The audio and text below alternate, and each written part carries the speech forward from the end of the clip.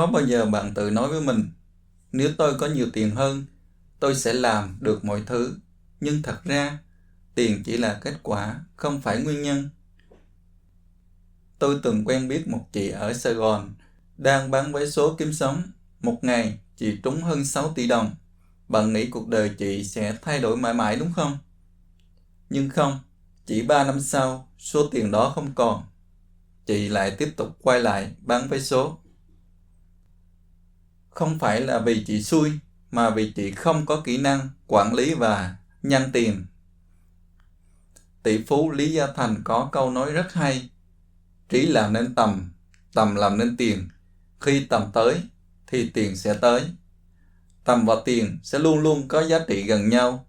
Khi tầm bạn chỉ có giá trị 5, bạn có 10 đồng, bạn cũng không giữ được. Bạn muốn có nhiều tiền hơn, hãy nâng tầm mình lên, rồi tiền sẽ lên theo. Do đó, bạn muốn giữ tiền, hãy nâng tầm mình lên trước nhé. Ngược lại, có những người bắt đầu từ con số 0, thậm chí là âm, nhưng nhờ rèn luyện kỹ năng, học hỏi, làm việc kiên trì, chăm chỉ, họ không chỉ thoát nghèo mà còn duy trì sự giàu có qua nhiều năm, dù nền kinh tế có biến động thế nào. Thiếu tiền là triệu chứng, thiếu kỹ năng mới là căn bệnh. Và tin vui cho chúng ta là kỹ năng hoàn toàn có thể học được. Mình từng nợ nần, từng nghĩ mình không có lối thoát, nhưng mình đã thay đổi bằng cách học và rèn luyện 7 kỹ năng cốt lõi. Mọi thứ sẽ từ từ, không phải qua một đêm là xong. Nhưng từng kỹ năng giống như một cỗ máy, khi ghép lại, nó vận hành để tạo ra kết quả bền vững. Và bây giờ, mình sẽ nói về từng kỹ năng. Bạn hãy tự chấm điểm cho mình, thang điểm từ 0 đến 10 và ghi lại để biết mình cần bắt đầu từ đâu. Hãy comment ở dưới video để sau này bạn biết bạn đã đi bao xa rồi nhé. Và bây giờ mình sẽ trình bày 7 kỹ năng quan trọng đó. Kỹ năng thứ nhất, kỹ năng chốt sale. Kỹ năng này không phải chỉ dành cho dân bán hàng mà thật ra ai cũng đang dùng mỗi ngày. Bạn có để ý không? Khi bạn năn nỉ con bạn ăn một miếng rau, bạn đang bán ý tưởng ăn rau tốt cho sức khỏe. Khi bạn xin ship tăng lương, bạn đang bán giá trị của mình. Khi bạn mặc cả với nhà cung cấp, bạn đang bán lý do để họ giảm giá cho bạn. Mình có một người bạn bán đồ gia dụng ngoài chợ. Trước đây, chị chỉ đứng đợi khách hỏi, ai mua thì bán, không mua thì thôi. Nhưng sau học kỹ năng chốt sales, biết hỏi đúng nhu cầu, biết gợi mở giải pháp, biết đưa khách vào tình huống chọn lựa, doanh thu của chị đã tăng gấp đôi chỉ sau 2 tháng. Điều này cho thấy người thành công không chỉ giỏi tạo ra giá trị, họ còn biết cách khiến người khác muốn nhận giá trị đó và sẵn sàng trả tiền. Chốt sale là khoảnh khắc biến cơ hội thành tiền trong túi. Muốn làm được, bạn phải: thứ nhất, chọn đúng thời điểm đi chốt. Thứ hai, hiểu cái nút bấm tâm lý của khách. Điều thứ ba, đưa ra lựa chọn có lợi thay vì hỏi có mua không. Và nhớ, chốt sale không phải là kết thúc, mà là hoàn tất quá trình thuyết phục, nơi nhu cầu của khách hàng gặp đúng giải pháp của bạn. Kỹ năng thứ hai đó là kỹ năng nói trước đám đông. Nhiều người Việt chúng ta rất sợ nói trước đám đông vì ám ảnh sợ rằng nói sai sẽ bị cười. Nhưng thật ra, khán giả không ngồi đó để soi lỗi của bạn. Họ ngồi đó vì muốn nhận giá trị từ bạn.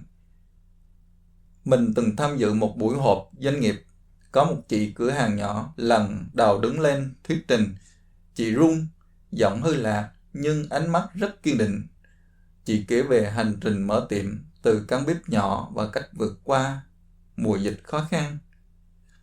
Và căn phòng im lặng, chăm chú lắng nghe, rồi vỗ tay rần rần. Không phải vì chị nói trôi chảy như MC, mà vì chị nói thật và nói bằng cảm xúc. Kỹ năng nói trước đám đông không phải là đứng và nói. Nó là nghệ thuật truyền cảm hứng và ý tưởng cho nhiều người cùng lúc. Người có khả năng nói trước đám đông sẽ: thứ nhất, tạo ra kết nối cảm xúc. Khi bạn thật lòng, người nghe sẽ cảm nhận được, dù câu từ chưa hoàn chỉnh. Điều thứ hai, loan tỏa giá trị nhanh hơn.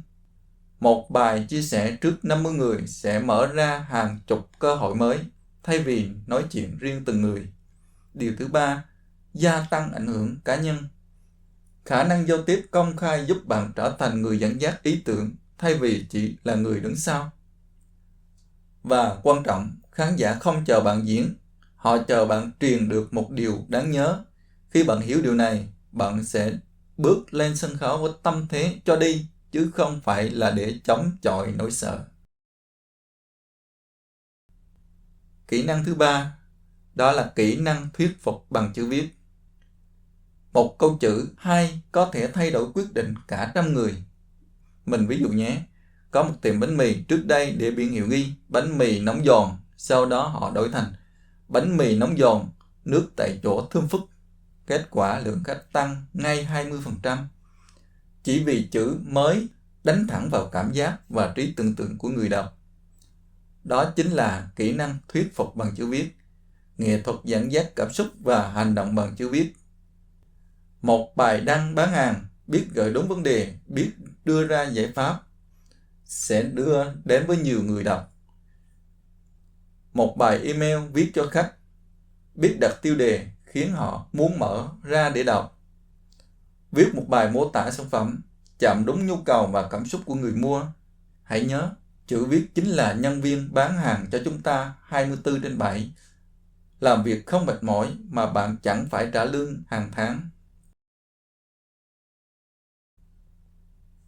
Kỹ năng thứ tư, đó là kỹ năng lãnh đạo. Làm lãnh đạo không phải là ngồi ghế xếp và ra lệnh. Mình từng gặp một anh chủ quán cà phê ở Đà Nẵng. Thay vì đứng từ xa chỉ đạo, anh xoắn tay áo, pha cà phê cùng nhân viên và trò chuyện với khách, lắng nghe từng ý kiến nhỏ. Nhân viên coi anh như một người anh trai và họ sẵn sàng làm thêm giờ mỗi khi quán đông. Lãnh đạo giỏi không chỉ truyền tầm nhìn mà còn truyền lửa đến mọi người. Lãnh đạo giỏi không chỉ giỏi giao việc mà họ còn giải thích vì sao việc đó quan trọng. Lãnh đạo giỏi không chỉ đòi hỏi kết quả mà còn giúp nhân viên phát triển kỹ năng của mình. Khi bạn làm được điều đó, đội ngũ của bạn sẽ không chỉ làm việc cho bạn mà còn cùng bạn phấn đấu. Và một đội ngũ mạnh có thể nhân sức mạnh của bạn lên nhiều lần. Kỹ năng thứ năm là quản lý sự ưu tiên. Nhiều người nghĩ bận có nghĩa là thành công, nhưng thực tế, làm nhiều không bằng làm đúng. Mình có biết một chị bán hàng online suốt ngày đóng gói, trả lời tin nhắn, nhưng không dành thời gian tìm nguồn hàng mới hay chiến lược marketing, doanh số mãi dậm chân tại chỗ. Sau khi học cách phân loại công việc theo mức độ quan trọng, chị thuê người phụ việc và tập trung xây kênh TikTok. Doanh thu đã tăng gấp 3 lần. Người thành công tập trung vào việc quan trọng nhất, thường làm việc mang lại tiền hoặc tạo đòn bẩy cho tương lai. Họ tránh bẫy bận rộn và biết ủy quyền công việc giá trị thấp. Kỹ năng thứ 6, hiểu biết về tài chính. Bạn có thể kiếm nhiều tiền, nhưng nếu không biết quản lý, tiền sẽ rời bỏ bạn đi nhanh chóng. Mình đọc trên mạng có một chị chủ cửa hàng thời trang từng chia sẻ, tôi lỗ suốt 2 năm mà không biết, vì không hề xem báo cáo lời lỗ. Chị thấy có tiền vào là tiêu. Sau khi học cách đọc báo cáo và lập ngân sách, chị bắt đầu kiểm soát chi phí, thương lượng lại giá thuê mặt bằng và cuối cùng có lãi. Tài chính nó là ngôn ngữ của kinh doanh. Hiểu lời, lỗ giúp bạn đưa ra quyết định nhanh và chính xác. Biết chỉ số như lợi nhuận gộp, dòng tiền, biết khi nào nên mở rộng, khi nào nên giữ tiền. Kỹ năng thứ 7 là quản trị tư duy. Đây là nền tảng của mọi kỹ năng khác. Có người biết mình phải làm gì, nhưng lại để sự sợ hãi, nghi ngờ hoặc trì hoãn cản bước. Mình từng cố gắng thuyết phục một người bạn đầu tư vào dự án mà mình biết chắc chắn sẽ sinh lời, nhưng anh ta từ chối vì sợ thất bại. 1 năm sau, anh tiếc nuối và thấy dự án đó thành công rực rỡ. Tư duy đúng sẽ biến cơ hội thành hành động, tư duy sai sẽ biến cơ hội thành tiếc nuối. Người giàu không phải vì họ không sợ, mà vì họ biết cách quản lý nỗi sợ và hành động dù sợ. Tiền bạc có thể mất, nhưng kỹ năng và tư duy sẽ ở lại mãi. Hãy chọn một kỹ năng bạn yếu nhất, đặt mục tiêu rèn luyện 3 đến 6 tháng, rồi tiếp tục với kỹ năng tiếp theo nhé. Mỗi kỹ năng là một mảnh ghép, khi bạn đủ 7 mảnh, bức tranh thành công sẽ rõ ràng. Biết người là trí, biết mình là minh, thắng người là sức, thắng mình là quyền. Muốn thắng cuộc đời, trước hết phải thắng chính mình. Nếu bạn cảm thấy dù làm việc nhiều nhưng vẫn chưa ổn định, có thể đã đến lúc bạn dừng lại một chút để sắp xếp lại tài chính và cuộc sống của mình. Mình mời bạn tham gia khóa học quản lý tài chính cá nhân để học cách kiểm soát tiền bạc và yêu thương chính mình qua cách sử dụng tiền. Chỉ cần bắt đầu, mọi thứ sẽ dần thay đổi. Link khóa học mình để ở phần mô tả. Cảm ơn các bạn đã lắng nghe. Nếu thấy hữu ích, đừng quên nhấn like video để được loan tỏa đến nhiều người hơn. Nếu bạn muốn ủng hộ kênh và giúp mình tiếp tục chia sẻ những nội dung hay, hãy nhấn đăng ký ngay.